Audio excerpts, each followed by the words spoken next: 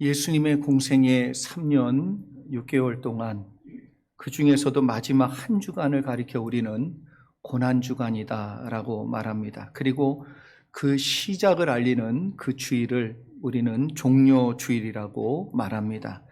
종료주일은 예루살렘 성에 입성하실 때에 예수님을 왕처럼 이스라엘 백성이 맞아들였어요. 그래서 예수님을 위하여 종려나무 가지를 길에 깔고 그들의 겉옷을 벗어서 길에 깔고 호산나 다윗의 자손이여 라고 그를 찬양하며 예수님을 마치 왕을 영접하듯이 이스라엘 백성은 예루살렘 성으로 들어오는 예수님을 맞이하였습니다.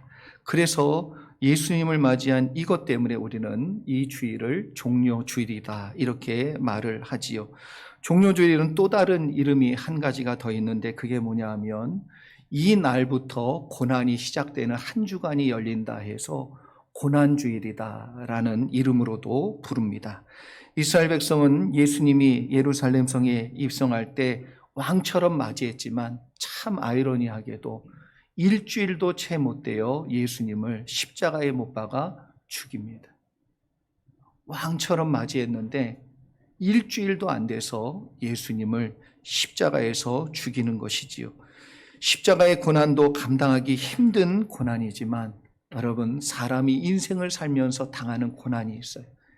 배신을 당하고 외면을 당하고 거짓 증거와 거짓말로 인하여 상처받고 고난당하는 일이 얼마나 큰지 모릅니다.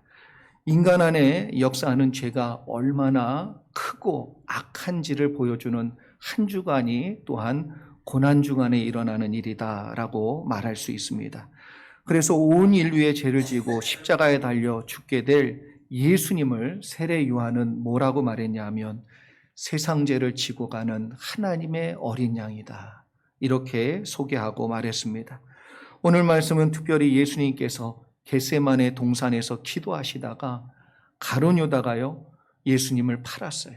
그리고 예수님을 붙잡기 위하여 여러 무리들과 함께 예수님을 찾아와 결박했고 불의한 재판에 넘겨서 예수님을 십자가에 못 박는 사건까지 일어나게 됩니다. 예수님께서 당하신 고난은 여러분 십자가를 지고 골고다 언덕 위를 오르실 때에만 당하신 고난이 아니에요. 어찌 보면 이 한 주간 내내 예수님은 말할 수 없는 고난을 당하셨어요. 그래서 예수님께서 당하신 고난 속에는 우리 모두가 겪는 눈물이 있고 아픔이 있고 상처가 있고 우리 속에 일어나는 모든 고통에 대한 내용이 예수님이 당하신 고난과 별반 다르지 않는, 그래서 예수님이 이걸 다 경험해 보시고 다 느끼셨기 때문에 우리를 위로하실 수 있는 구주시고 우리를 사랑하시는 주님이신 줄 믿습니다. 인류의 구원을 위해 십자가의 고난을 당하기 전에 인간이 경험할 수 있는 크고 작은 이 고난을 예수님은 어떻게 이기셨는가? 그리고 그 고난을 이기심으로 우리에게 보여주신 승리의 모습은 무엇인가? 이 내용을 함께 살피면서 은혜 받는 종료 주일 되기를 소망합니다. 먼저 58절의 말씀 함께 보지요. 58절 말씀 함께 읽어보겠습니다. 시작. 베드로가 멀찍이 예수를 따라 대제사장의 집 뜰에까지 가서 그 결말을 보려고 안에 들어가 하인들과 함께 앉아 있더라. 아멘. 인간의 가장 큰 아픔과 고난은 여러분 사람으로부터 옵니다. 물질의 고난도 이길 수 있어요. 물질 없으면 그냥 참으면 돼요. 근데 사람으로부터 오는 고난은 참 참기가 힘들어요. 그래서 사람에게 실망하거나 사람 때문에 시험에 빠지게 되면 그 고난은 이루 말할 수가 없는 것이지요. 믿었던 사람이 배신할 때 그 고통은 이루 말할 수가 없습니다. 주님은 우리의 고통과 아픔을 이해하십니다. 왜 그러냐 하면 사랑하는 제자들로부터 배신을 당했기 때문에. 그래서 가룟 유다의 배신은 그래도 좀 덜하겠지요. 왜냐하면 원래 그런 사람이니까. 그런데 문제는 베드로입니다. 베드로는 수제자이고 예수님이 많이 사랑했던 사람이에요. 그리고 많이 믿어줬어요. 그리고 예수님 특별히 베드로에게 많은 기적과 이적을 보여주셨고 심지어 변화산에까지 베드로는 데리고 갔어요. 그래서 베드로에게 이러한 특별한 경험들을 해주었던 것은 아마도 베드로를 특별히 생각하신 주님의 배려라고 생각이 듭니다. 이렇듯 믿었던 수제자인 베드로가 예수님을 배반했어요.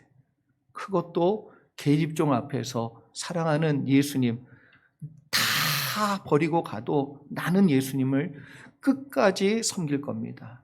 안 떠날 겁니다. 이렇게 호언장담했던 베드로가 예수님을 3번이나 부인하고 지금 예수님이 위기에 빠져 있는데 아무런 행동을 하지 않냐고 멀찍이 바라보고 있어요.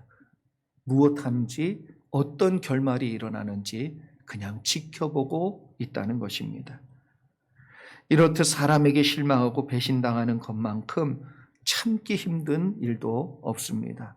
자식에게 배반당하고 배우자에게 배반당하고 형제 자매와 친구에게 배반당할 때 그 아픔은 아무도 몰라요. 그걸 겪어보지 않은 사람은 그 고통을 모릅니다. 여러분, 욥기를 가리켜 기독교의 인생관이 들어있는 책이다 이렇게 얘기해요.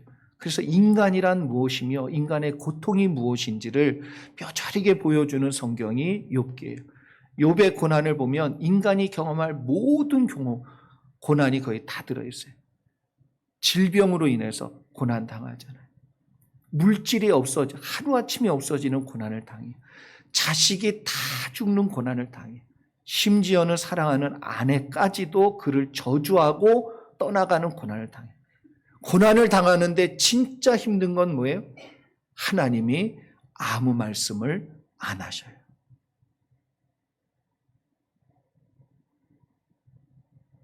그러니까 인간이 경험할 수 있는 모든 고난을 다 겪습니다. 그런데 예수님께서 공생의 기간 동안 이 땅을 살면서 그 고난을 경험하셨어요.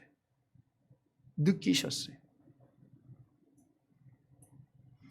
그러나 고난과 아픔을 경험하신 예수님이 나중에 갈릴리 호수로 부활하신 이후에 찾아갔을 때 베드로가 밤새 그물을 던졌는데 아무것도 낚지 못하다가 주님이라는 것을 알게 되고 뛰어내려와 예수님께 고기를 드리고 함께 앉아서 독대를 하지요. 그 고기를 모닥불 앞에서 나누면서 그때 예수님 묻습니다. 요한의 아들 시몬아, 네가 나를 사랑하느냐? 왜 그때 배신했냐? 그럴 수 있냐? 네가 그럴 수 있냐라는 질문이 아니라 너 나 사랑하냐? 여러분, 우리가 사람에게 배신당하고 그것을 치유한다는 건 쉬운 일이 아니에요. 그런데 그걸 치유해 가고 회복해 가는 데 있어서 참 어리석은 사람은 무엇부터 말하냐 하면 너 왜 그때 그랬냐는 이유를 따져요. 왜 그랬냐라고, 너 그럴 수 있냐라고 그 이유를 따지고 물어요. 근데 이게요, 아무런 소용이 없다는 거예요. 아무런 의미가 없어요. 무엇인가 회복하고 변화시키는 일에 있어 참 안 좋은 질문 중에 하나가 뭐냐 하면 왜 그랬냐는 거예요. 그런데 예수님의 질문은 뭐였냐 하면 베드로야, 너 나 사랑하냐? 다른 말로 하면 베드로야, 내가 너 지금도 사랑하는 거 알고 있냐? 내가 널 지금도 믿고 있는 거 너 알고 있냐? 우리에게 코로나 사태라는 이 어려움 중에 하나님께서 정말 어디에 계시지? 왜 나를 버리셨지? 죄 없는 수많은 사람이 죽어가는데 왜 하나님 침묵하시지? 고통을 믿는 자들이 겪고 있는데 주님은 왜 아무런 응답도 없으시지? 라고 묻는 사람들이 참 많습니다.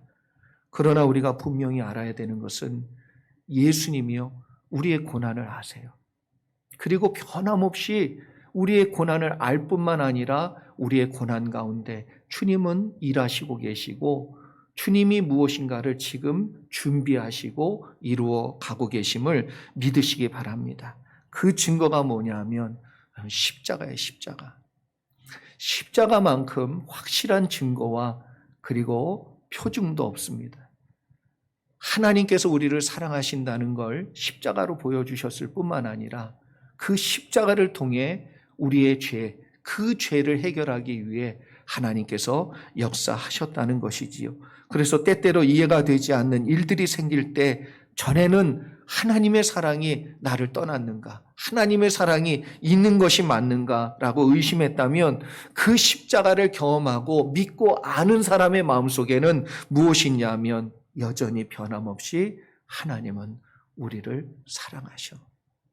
이 믿음이 이 속에서 우리의 내면 가운데서 움직이고 작동하고 역사하고 은혜를 만들어 낸다 확신합니다.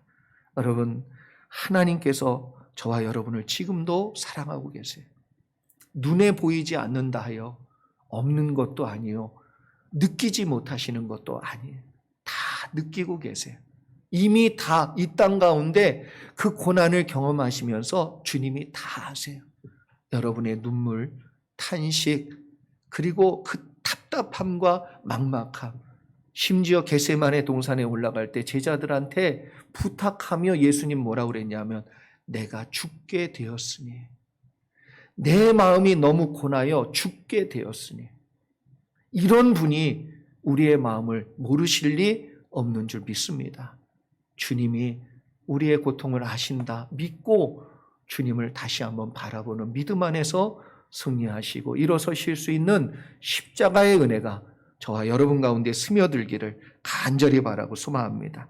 계속해서 58절로 61절까지의 말씀 함께 보지요. 같이 한번 읽어보겠습니다. 시작. 대제사장들과 온 공회가 예수를 죽이려고 그를 칠 거짓 증거를 찾음에 거짓 증인이 많이 왔으나 얻지 못하더니 후에 두 사람이 와서 이르되 이 사람의 말이 내가 하나님의 성전을 헐고 사흘 동안에 지을 수 있다 하더라 하니 아멘. 아무런 잘못도 안 했고 또 다른 사람을 미워하거나 공격한 적이 전혀 없는데 만약에 그 사람이 나를 공격하고 그리고 불의한 말을 하고 그리고 힘들게 할 때 나를 비방하는 말을 만들어서 소문을 만들고 이렇게 되면요, 사람이 정말 피가 마릅니다. 이거는 당해봐야 아는데 참 이 피가 말라요.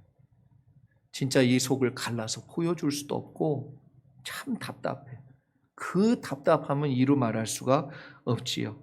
하지도 않은 일과 말과 사건을 거짓으로 부풀리고 만들어. 예수님께서 지금 하신 이 말씀은 뭐예요? 이제 눈에 보이는 성전이 아니라 당신께서 성전이 되어서 이제 각 심령들 속에 하나님의 성령이 거하시는 전을 이제는 우리의 마음속에 만드시겠다라는 뜻의 영적인 의미를 담고 있는 예수님의 선포이고 말씀이었는데 이것을 어떤 의미로 바꿨어요? 하나님을 대적하는 모습처럼 만들어버렸어요. 하나님의 성전을 헐려고 저 사람 저러고 있다. 그냥 얼마나 답답하겠냐 말이에요. 이런 소리를 들으면, 이런 말을 들으면 얼마나 답답한지. 흔히 사람들이 억울하다는 말을 합니다. 사람이 억울할 때 느끼는 고통을요, 어떤 심리학자가 연구했는데 칼로 사람을 찌르면 그 칼이 박혀 있는데 계속 아프고 피가 흐르잖아요. 그 고통하고 비교했을 때 별반 차이가 없다, 이렇게 얘기했어요. 뭔 말인지 잘 모르시는 것 같은데 칼이 이게 얼마나 고통스럽겠냐 말이에요. 얼마나. 네. 사람들은요 이것을 쉽게 생각합니다. 왜냐하면 눈으로 볼 때 드러나는 게 없기 때문에 그래요. 눈으로 볼 때 칼이 찔리고 살이 찢겨나가고 그리고 피가 흐르고 그래서 그 고통이 느껴지고 이런 것이 아니기 때문에 가볍게 생각하고 쉽게 말을 던지고 쉽게 행동을 하는 그런 내용이 우리 가운데 있다는 거예요. 왜? 안 보이니까. 그러나 이런 억울한 말을 듣고 자신이 할 말을 왜곡시켜서 사람들이 막 전달하고 전파하고 그럴 때 얼마나 주님의 마음도 찢어지게 아프셨겠냐는 거예요. 그래서 주님이 우리의 고통을 아시는 거예요. 예수님의 고통과 고난을 십자가에서 겪은 것으로만 여러분 생각하시면 안 돼요. 십자가에 달리셔서 육신의 피 흘림만 생각하시면 안 돼요. 십자가에 달리기 전에 예수님은 외면당하셨고 배반당하셨고 그리고 마음으로 얼마나 큰 악과 그리고 공격을 받았는지 몰라요. 살이 뜯겨나가는 것은 참을 수 있어요. 마음이 뜯겨나가는 것은 어려워요. 고통스러워요. 오래 남습니다. 그런데 이것을 예수님께서 어떻게 담당하셨는가? 그리고 이기셨는가? 우리도 고난주간 우리의 마음이 주님의 마음을 알고 주님의 마음처럼 승리할 수 있는 은혜가 우리의 심령 가운데서 일어나기를 축복합니다. 그래서 62절, 63절 말씀 우리가 꼭 살펴보기를 원합니다. 한번 읽어보지요. 62절, 63절 말씀 같이 읽습니다. 시작. 대제사장이 일어서서 예수께 묻되 아무 대답도 없느냐? 이 사람들이 너를 치는 증거가 어떠하냐 하되 예수께서 침묵하시거늘 대제사장이 이르되 내가 너로 살아계신 하나님께 맹세하게 하노니 내가 하나님의 아들 그리스도인지 우리에게 말하라. 여러분, 대제사장은 지금 흥분이 됐어요. 예수님을 바라보며 그리고 거짓 증언을 듣고 하나님의 성전을 헐어 화가 났어요. 그래서 흥분된 마음으로 일어나서 예수님께 물었습니다. 네가 그리스도인지 밝혀내겠다. 그리고 여러 질문을 했겠지요. 입이 있으면 말해보라고. 그때 예수님은 아무 말 안 하셨어요. 그게 예수님의 대답이었어요. 그리고 뭐라고 표현하냐면 침묵했다. 예수님께서 이렇게 억울하고 심한 비방과 거짓 증언들 앞에 아무런 대답도 하지 않고 침묵으로 일관하신 데에는 이유가 분명히 있습니다. 특별히 예수님께서 이사야 53장 7절 말씀을 이루기 위해서 그런데요. 제가 한번 읽어드리지요. 그가 곤욕을 당하여 괴로울 때에도 그의 입을 열지 아니하였으며 마치 도수장으로 끌려가는 어린 양과 털 깎는 자 앞에서 잠잠한 양같이 그의 입을 열지 아니하였도다. 그래서 어린 양이 되기 위해 아무 말을 안 했다는 거예요. 제가 번제를 연구하면서 궁금해서 이스라엘이나 혹은 그 지역에 있는 사람들이 양을 잡는 영상을 좀 몇 편을 봤어요. 특별히 사마리아 사람들도 절기 때마다 양을 잡습니다. 그런데 하나님께 기도하고 양을 잡는데 여러분 참 무서워요. 우리가 생각할 때 참 이렇게 각을 뜨고 그 안의 내용을 그래서 불사르고 그 예배가 대단히 엄숙해 보이고 경건해 보이고 은혜가 넘칠 것처럼 보이지만 양 잡는 걸 보잖아요. 피가 막 동맥을 끊으니까 피가 막 솟아요. 그리고 한두 마리가 아니고 여러 마리를 잡는데 막 피가 그 땅바닥을 흘러가지고 막 흘러내려가는 그 장면은 이루 말할 수 없이 참담해요. 그런데 놀라운 건 뭐냐면 양이요. 그 칼 앞에 그리고 목이 따졌는데 아무 말을 안 해요. 소리 하나 지르지 않아요. 아무 소리 없이 피 흘려 죽어가요. 그게 양이더라고요.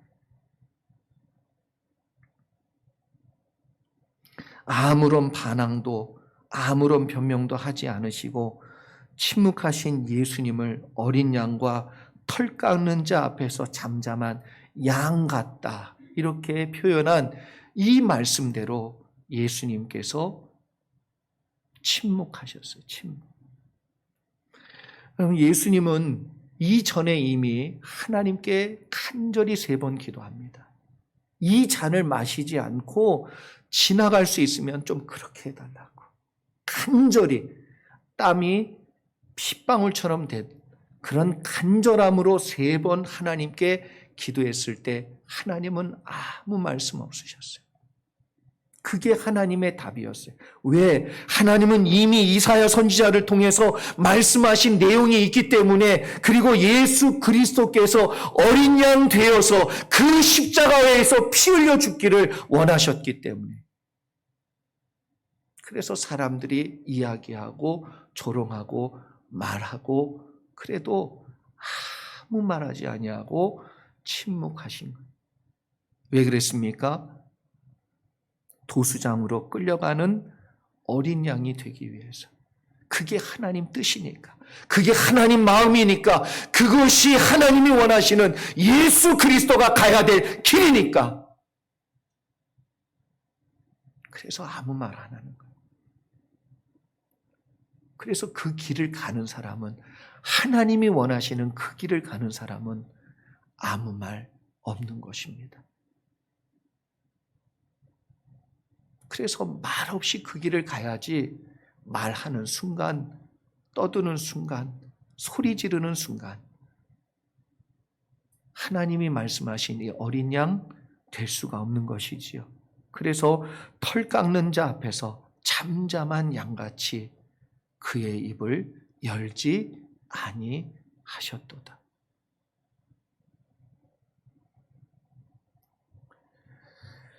하나님의 뜻이 분명하면요, 그 길을 가야 된다면 여러분, 우리가 가져야 될 첫 번째 모습은 뭐냐 하면 침묵하는 거예요.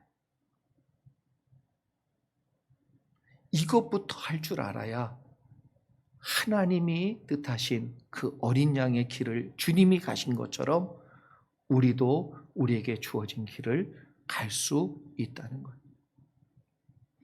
예수님처럼 오직 하나님의 뜻대로 되기를 원하는 마음에 아무 말하지 않고 침묵하는 것이 우리가 배워야 될 첫 번째 주님의 모습이에요. 그래서 곤욕을 당하고 괴로울 때도 입을 열지 않는 거예요. 왜? 어린 양 되기 위해서. 여러분, 아버지는 힘들어도 자식을 위해 입을 열지 않습니다. 어머니도 힘들어도 가정을 위해서 입을 열지 않습니다. 교회의 우리 중직자분들 힘들어도 입을 열지 않습니다. 어째 왜 아멘이 없습니까? 제가 감사해요. 우리 교회의 장로님들, 안수 집사님들, 권사님들 알고 있어요. 왜 답답하지 않겠어요? 왜 할 말이 없겠어요?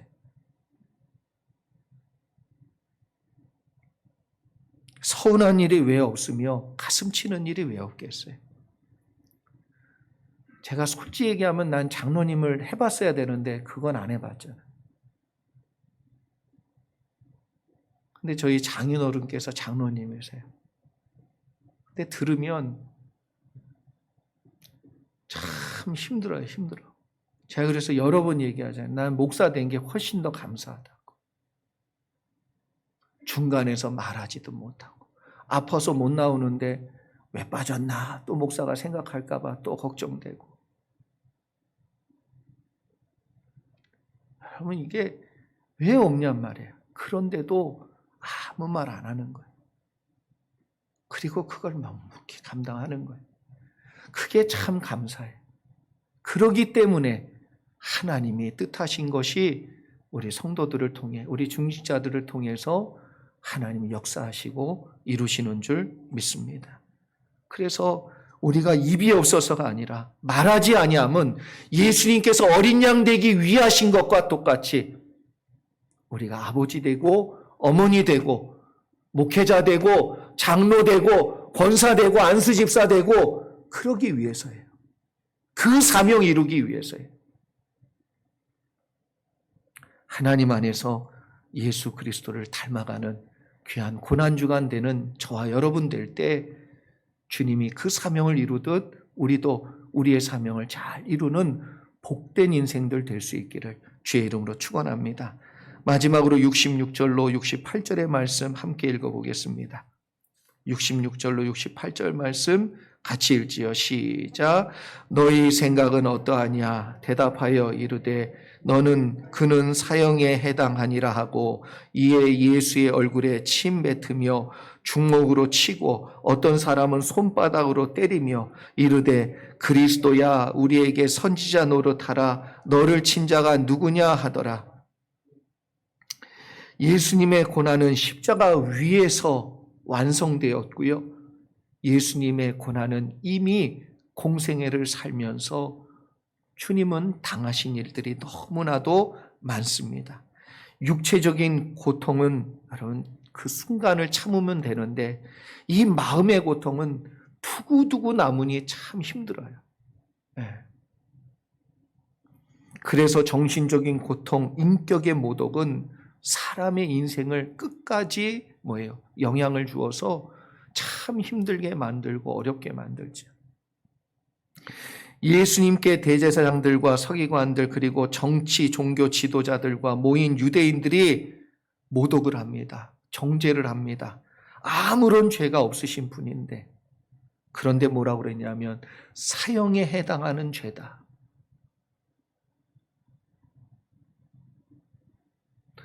누가 나한테 이렇게 얘기하면 여러분 어떻게 아시겠어요? 당신 죽을 죄 지은 거야. 이렇게 얘기하면. 아니 제가 이쪽에다 해서 죄송한데 이렇게. 이쪽에다 또 하려니 안 되죠. 어느 방향은 해야 돼요. 누가 나한테 당신 죽을 죄를 지은 거야. 나한테 죽을 죄를 졌어. 이렇게 얘기하면 얼마나 충격이냔 말이에요. 더 나아가 예수님이요. 침뱉음을 당했어요. 누가 나의 얼굴에다가 침을 뱉고 요즘 왜 에이시안 이 혐오가 많이 일어나는지 몰라요. 이게 참 걱정입니다. 근데 누가 지나가다가 너 에이시안 그러면서 코로나 그러면서 침 딱 뱉고 가면 닦으면서 죄송합니다. 그럴 거예요? 참 우리 성도님들이 다 선해. 그럴 기세들이네요. 심지어는요, 예수님이 주먹으로요, 얼굴을 맞으셨어요. 그리고 지나가던 사람들이 하나씩 뺨을 때리고 갔어요. 누구 때문에? 나 같은 것을 위해서. 내가 뭐라고 우리 주님이 그런 걸 당하셔야 되냔 말이에요. 왜 나 때문에 그걸 당하셔야 되냔 말이에요. 우리가 뭘 주님을 위해 잘해드린 게 있다고. 하나님께 투정되고 무엇인가 부족하면 불만과 원망만 솟구치는 우리를 위해 주님이 뭐라고 침뱉음을 당하고 멸시를 당하고 주먹으로 맞고 손바닥으로 맞고 그래야 되냔 말이에요. 그러고 놀립니다. 뭐라 그러냐면 그리스도야. 누가 나한테 지나가면서 목사야 그러면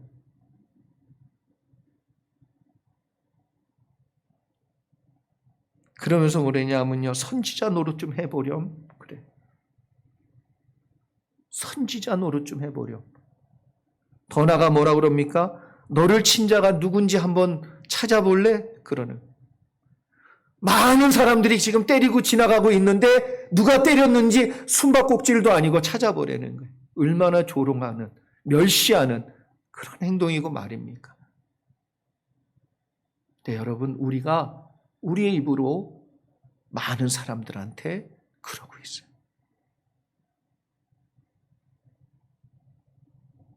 이 정도 되면 누구도 가만히 있지 않지요.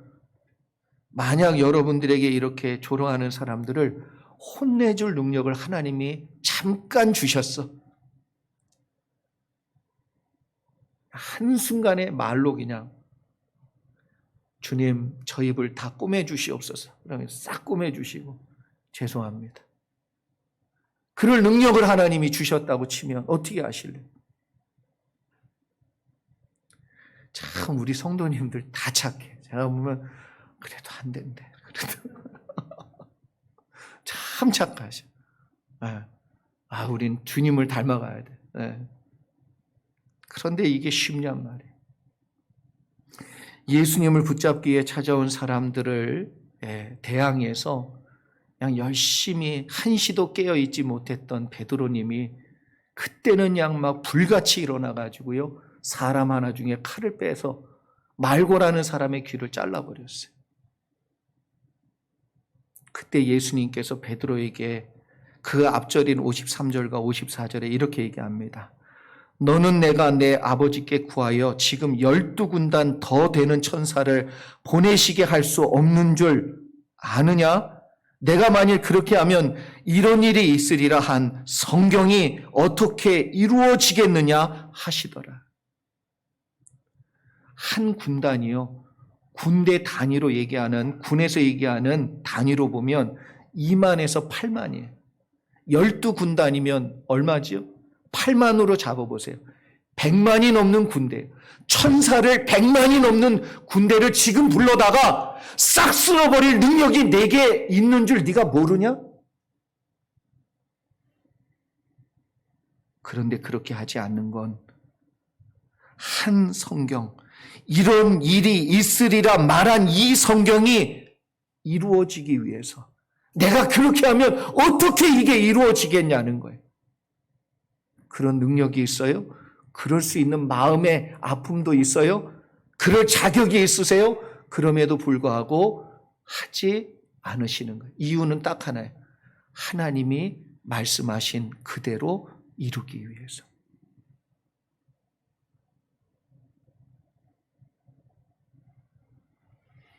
여러분, 진짜 영적인 능력은 무엇이냐 하면 하는 게 능력이 아니고요.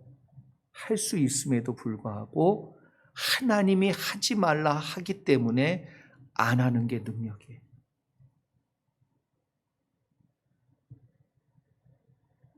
그래서 다윗의 능력은 어디에서 나왔습니까? 성전을 지어드린 그것에서 나온 게 아니고요. 하나님이 짓지 말라 했을 때 그것을 받아들인 하나님의 말씀이기 때문에 하나님의 뜻대로 돼야 되기 때문에 그 말씀을 받아들인 그것이 능력이에요. 모세의 철저한 순종이 모세가 이 땅 가운데 온유한 자 중에 으뜸이라고 얘기하는 그 온유함이 어디에서 나왔습니까? 간절한 마음으로 가나안 땅에 들어가고 싶지만 하나님이 안 된다고 했을 때 그것을 받아들인 온유함에 나오는 거예요.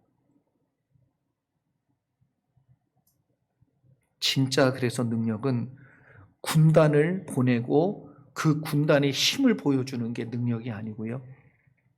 그럴 수 있음에도 불구하고 하나님의 뜻대로 하기 위해 보내지 않는 거예요. 힘을 쓰지 않는 거예요. 말하지 않는 거예요. 침묵하는 겁니다. 예수님은 하나님의 뜻을 이루기 위해서 침묵하셨고요. 성경에서 예언한 말씀을 이루기 위해 가장 최선의 방법을 선택했어요. 그 방법이 뭐냐 하면 하나님이 원하시는 뜻대로 하는 방법이에요. 일반적으로 사람들은 삶의 20%의 시간을 말하면서 보낸답니다. 말하면서. 참 말을 많이 하지요. 그래서 하루 남자가요 2만 단어를 좀 말하고 여자는 3만 단어 이상을 말한대. 이렇게 많은 말을 하는 현대인들이 가장 힘들어하는 고통이 있는데 그 고통이 뭐냐면 말 못하는 고통이래요.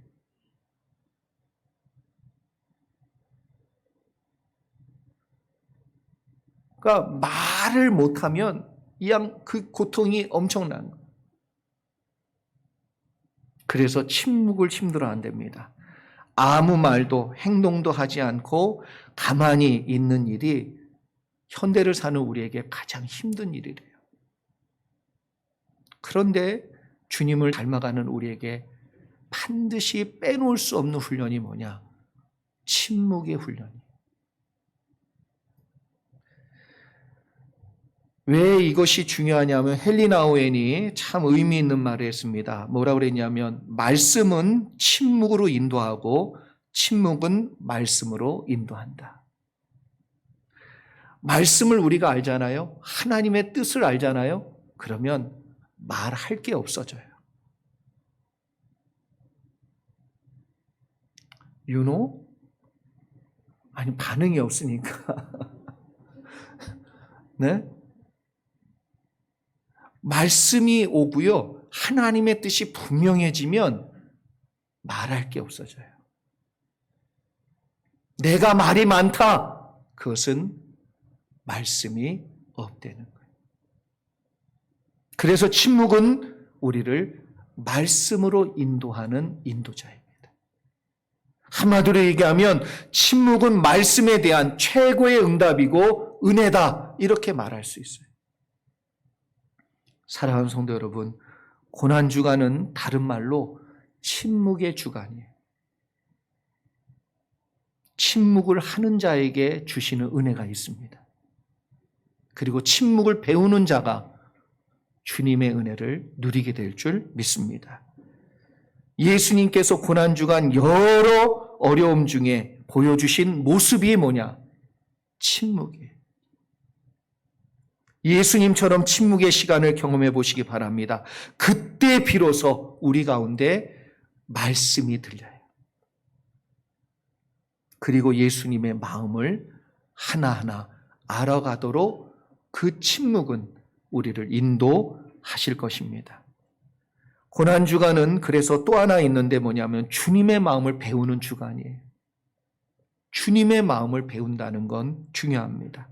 그러면 아들은 아버지의 마음을 언제 배우냐면 자기가 장가를 가서 자식을 낳고 가정을 위해서 모든 걸 다 내려놓고 희생하며 고난받으며 그 회사에서 멸시천대 받아도 그걸 참아보고 그 비굴한 그 자존심 상하는 일을 경험해보고 그리고 나서야 아버지가 가신 길을 걸을 때 비로소 그 아버지가 왜 힘드셨는지 그 마음을 아는 거예요.